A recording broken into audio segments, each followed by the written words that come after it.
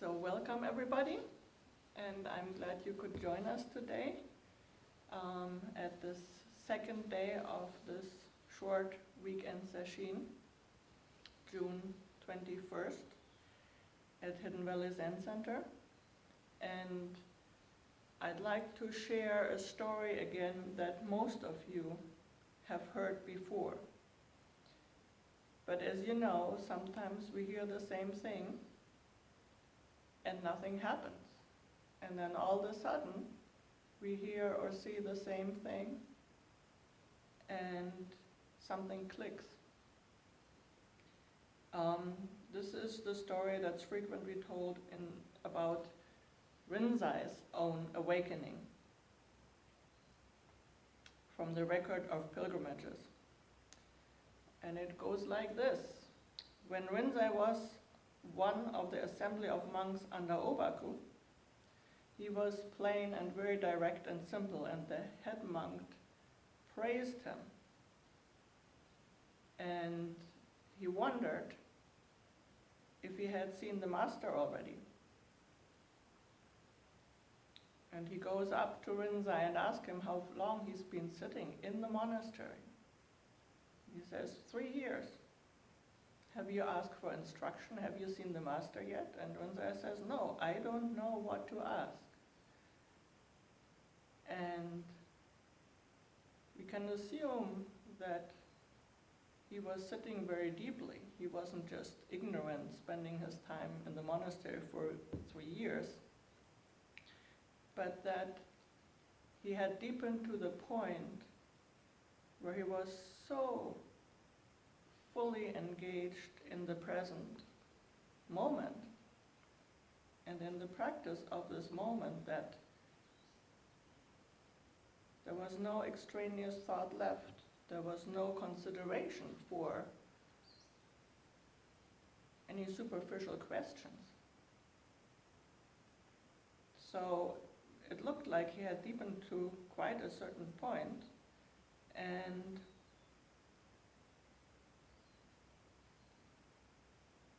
he was very honest. Rinzai was probably in a samadhi that was so deep that he can't even ask a question. And so the old head monk tells him, why don't you go and see the priest and ask him about the ultimate truth of the Dharma? Why don't you go and ask him? And Rinzai goes, and before he even had finished speaking, Obaku hit him. Put yourself in Rinzai's shoes right there. And maybe also consider how we've already been talking about that what we are trying to do here is not adding anything on to our experience, but just returning to the original simplicity, to who we really are at bottom already. We're not trying to become a different person. We are not trying to self-improve, even though that will happen on the path.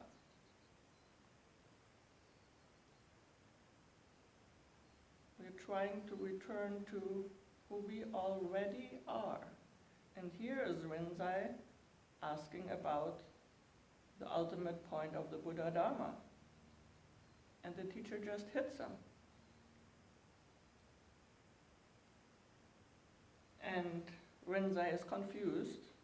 It goes back to the head monk who asked, well, how did that go? And he said, Rinzai says, I had finished, before I even had finished speaking, the master hit me. I don't get it. And the head monk tells him, well, why don't you go another time? And the same thing happens. Rinzai gets hit. before he can even ask a question. And yet another time.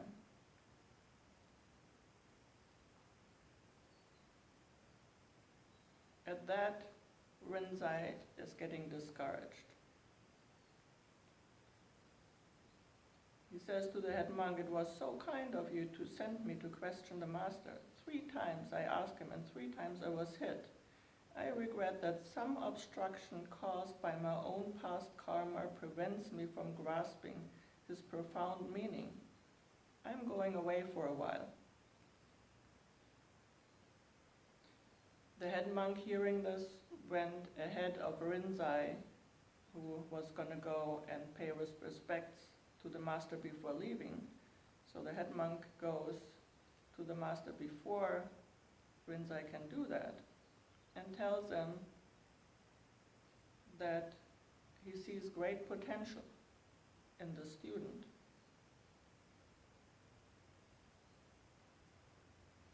The traditional wording is actually that he will one day become a great tree which will provide cool shade for the people of the world. And we will talk more about this. You can already hear how it is not about me trying to get something. So Rinzai comes to take his leave, and Obaku sends him to his Dharma brother. And as you know, at the time they were traveling on foot, and Rinzai was probably carrying this question around with him, not understanding why he was hit and being confused. And as he arrives at the Dharma brother's temple, he says, "I've come from Obaku's place," and is being asked, what did Obaku have to say? And Rinzai just plainly reports, 3 times I asked and 3 times I was hit. I don't know where I was at fault. And at that, the Dharma brother says, Obaku is such a grandmother that he utterly exhausts himself with your troubles. He is so kind, don't you realize it? And at that time, at that point, Rinzai was ready. And he intuitively grasped what Obaku had actually been trying to say.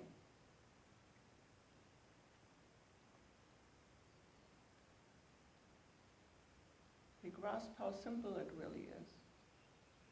And he said, there isn't so much to Obaku's Dharma after all.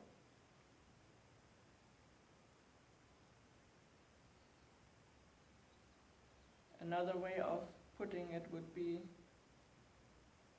is that all there is to Obaku's Buddha Dharma? So here is a guy who has been desperately seeking something special, or maybe something other than his own painful day-to-day experiencing. He's been looking outside in some way. And what does he finally find out? There's nothing to it. But again, here we have to be careful. This nothing to it is not a melancholy nothing. It's precisely what he awakened to at that point. There is nothing to it, nothing extra, just this. Our present experience is enough. Obaku had been trying to teach him what cannot be said in words, and had used the stick to show him directly. He had hit Rinzai in hopes that he would realize the truth of his own life energy. But Rinzai had not been ready. Then later, suddenly, he could see Obaku's kindness. And he knew this in this whole body and being. Understanding is really not cutting it there. Another important point to notice is that Rinzai can function. So the Dharma brother grabbed hold of Rinzai after Rinzai had exclaimed there isn't so much to Obaku's Dharma. So he says, "You betting little devil, you just asked whether you were at fault or not, and now you say there is not much to Obaku's Dharma. What did you see? Speak, speak." And Rinzai, not being caught by the words, is said to have jabbed Taigu in the side 3 times.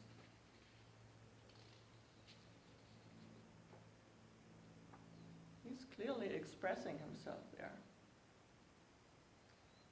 Shoving him away, Daigo said, "Obaku's your teacher." And Rinzai goes back to Obaku, who greets him with the words, "What a fellow, coming and going, well, when will it end?" And Rinzai responds, "It's all due to your grandmotherly kindness."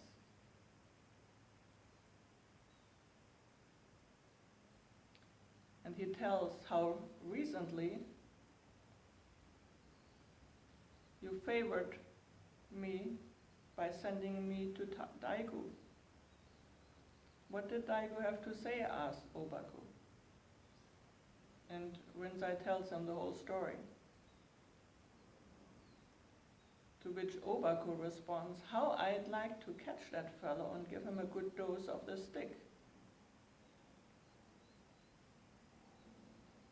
And here comes Rinzai. "Why say you'd like to? Take it right now." And Rinzai immediately gave Obaku a slap.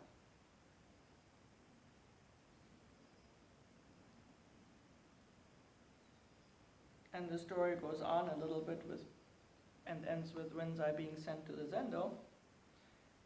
But what I would like to point out here is that Rinzai was able to respond freely. He wasn't caught up in his head anymore. He wasn't sitting there trying to attain some quiet state of mind. He was able to function. And as we've discussed yesterday, right now, we are in the time of COVID, and we are in the time of the Black Lives Matter movements, and a time where people start to demonstrate and stand up and demand change on all kinds of different levels. And so we ask ourselves, where is my role in all of this? What can I do? What should I do? But as long as that's just an intellectual question, we will be finding ourselves confused. Shall I do this? Shall I do that? And we can't figure it out. But by really continuing to ask that question, focusing with the exhalation, allowing the breath to come out further and further, at some point, right underneath that question, we will discover our own response, our own genuine response. So rather than asking ourselves what to do, the point is where from. From where do we act? Do we act from being confused about what to do and thinking this and that and hoping it's going to turn out well? Or Are we coming forth from a quiet place of clear seeing, of clear perceiving, from where we quite naturally and spontaneously, in quotes, know what to do, and of course, ideally also when to shut up.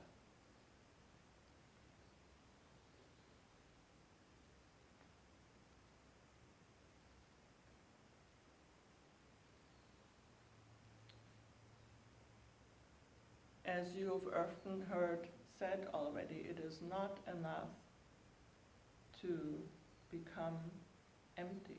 It is not enough to become quiet. We have to break all the way through to the point where we clearly attain nothing. Like Rinzai when he says, there isn't much to it. Where we clearly realize what's right underfoot, right here, right now. And then we realize the richness of what we already are. And then from there, one might say that doing nothing, without self-referencing, doing nothing, nothing is left undone. And you've all experienced this already.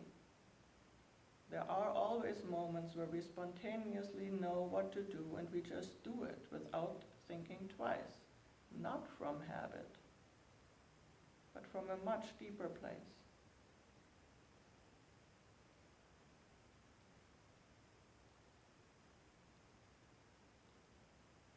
When the resisting sense of I is seen for the painful illusion it is and let go of, then doing nothing, the dishes get washed, and those emails get written, and the bills get paid. And our problem is not that we are too close to those things, but that we are too far away from them, too distracted, looking elsewhere.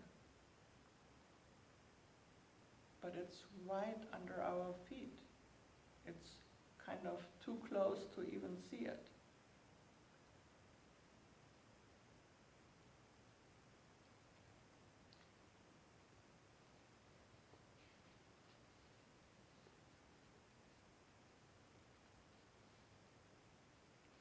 And I'd like to share a little bit more about the functioning side here.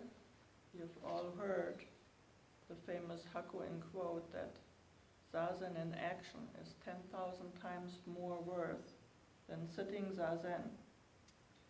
And there is one of the traditional texts where a monk has, one might say, attained the state of mind of Rinzai before he went to see Obaku. Pretty quiet, pretty let go, but he's still stuck there. And so this monk comes to the teacher and asks, how is it when the tree withers and the leaves fall? How is it when the tree withers and the leaves fall? All the leaves and flowers have fallen, like the Buddha in Nirvana. And from there he's asked how to deepen further.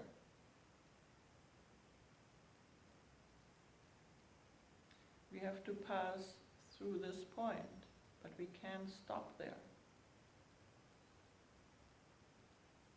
But if we function not from this depth, but from our own mental understanding, then we will stay deluded and we will be thrown around and thrown off by every little thing that comes along.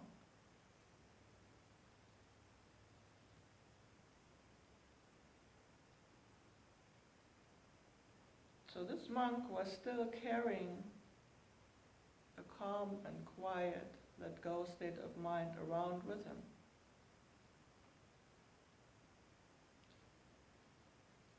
He's self-satisfied. Maybe he's comfortable. But if we stay there, if we stay in our own little quiet notch that we may have created for ourselves, how are we going to be useful in society? How are we going to help?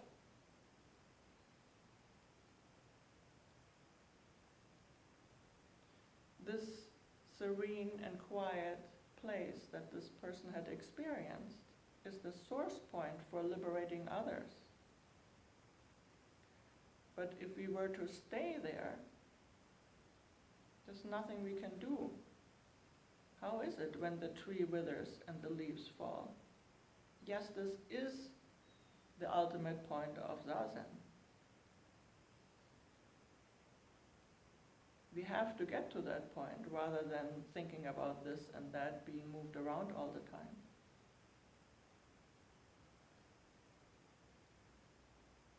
But once we become settled into a state of mind that is serene, where we don't have so much need to think about this and that anymore, we can't stop there. It's not the end of it, and it becomes a trap if we try to stay there. We'll be only interested in our own good fortune and become narrow and rigid. And if you pay attention, your breath will tell you that you are actually producing tension. You don't need to go and analyze these things in your head. Your breath, your body will tell you.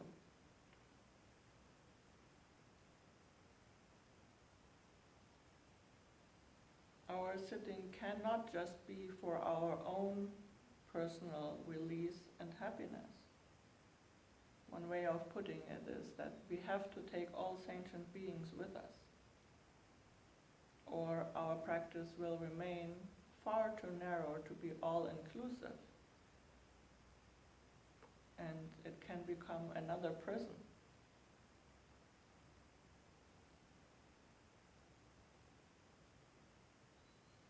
When our mind is unmoved, not stopped by anything, not stuck on anything, we are in the truth and we are reflecting everything that comes along. But we have to be full and taught enough that we can face the problems in our world around us. And the heavy suffering in society, especially right now, what can I do for my neighbor? This old person that nobody seems to be looking after.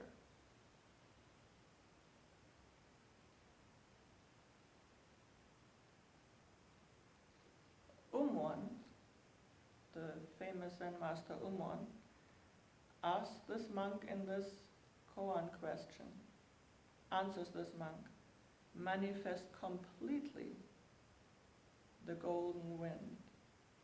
Manifest completely the golden wind. He's not telling him,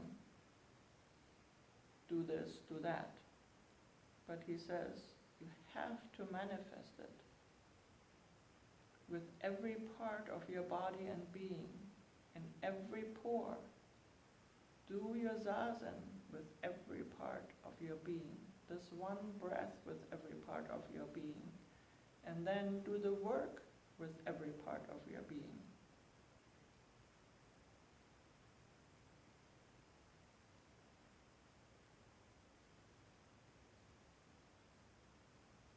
The golden wind in autumn is a ripened, abundant state of mind.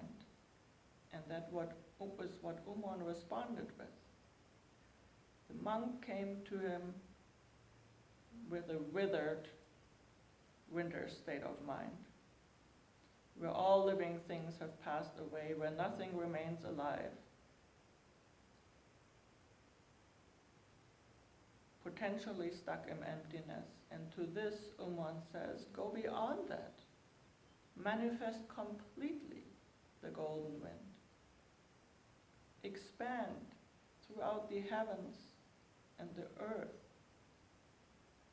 Open up. Keep opening up.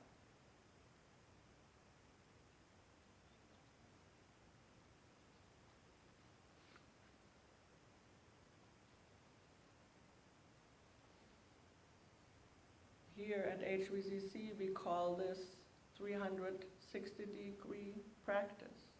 Practice cannot be done only on the cushion.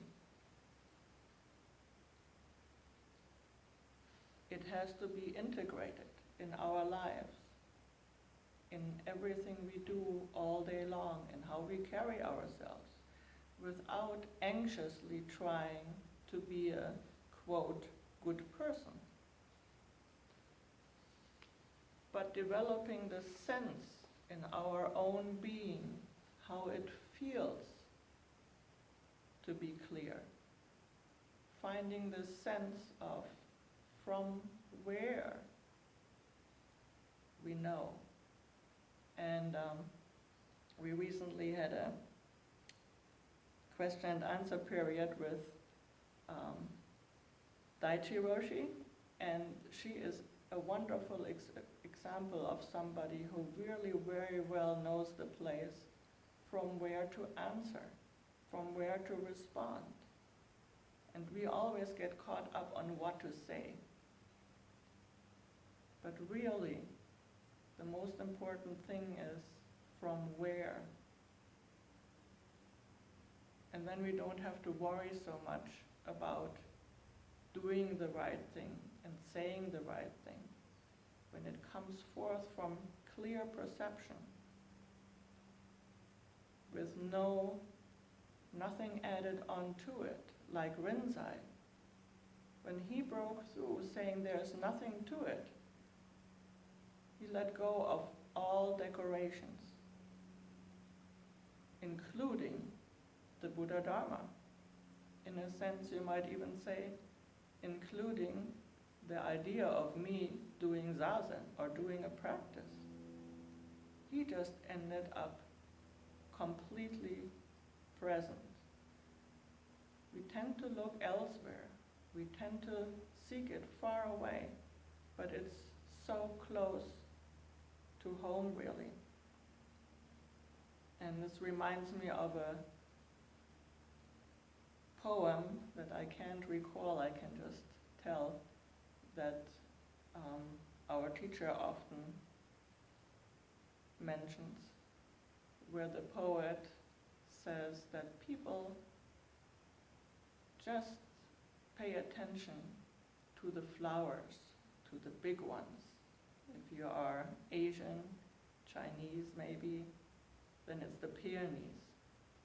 Here in the West it would be the roses. We're paying attention to all of those beautiful but somewhat noisy things. And we miss the simplicity of this little tiny flower that unencumbered and unpretentious blooms at the bottom of the fence. I find this very touching to realize that we don't need to do so much. All we need to do is to return to who we really are already, to the simplicity, to the utter simplicity of this very moment. And this very moment then, coming to life, turns out to be marvelous. Not just when we are happy, but also when there's pain. Because in experiencing all of the aspects of being human, come round. We understand each other. Things that we haven't seen in ourselves and haven't felt in our own bodies, we can't as easily empathize with, and we have a harder time responding to. So, like we said yesterday, where Hakuin tells this whining priest to go right into all those hells, let's open up to what is, to the simplicity of it all, whether we like it or not, whether it's pain in the knee, whether it's fear or depression, or whatever it is. The moment we let it be what it is and get in touch with it directly, we realize it's not a thing. It's nothing fixed. It's alive.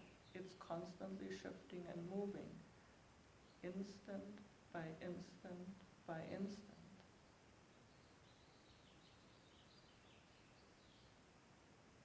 So please try to live as much as you can, right here, right now, this very instant, fully, completely engaged.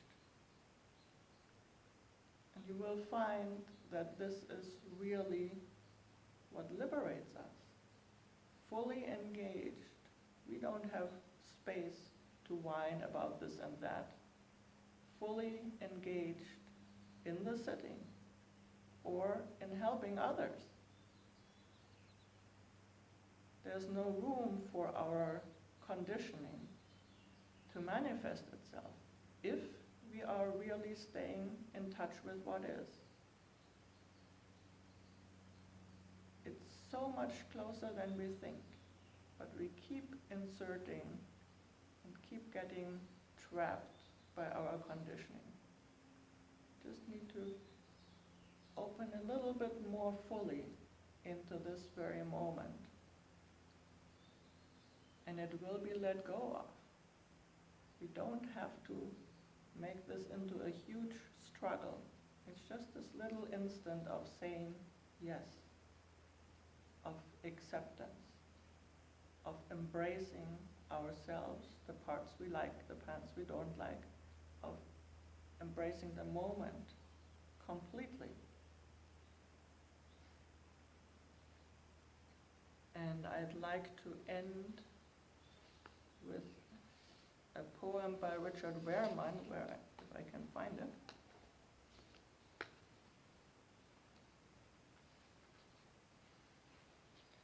We also put that on the HVZC Facebook page, and you can look him up. He's apparently somebody who has been practicing Zen for a long time, and he expresses it in his poetry. And it goes like this: settling into yourself, letting difficulty be. You hear that? He says, let it be, not get rid of it. Settling into yourself, letting difficulty be. Suddenly, nothing. Only the birds, the chirping squirrels, all with no name. And from there, we will be moved to act, and we will be in touch with the place from where we can. Thank you for listening, and we're going to go back to sitting for another period.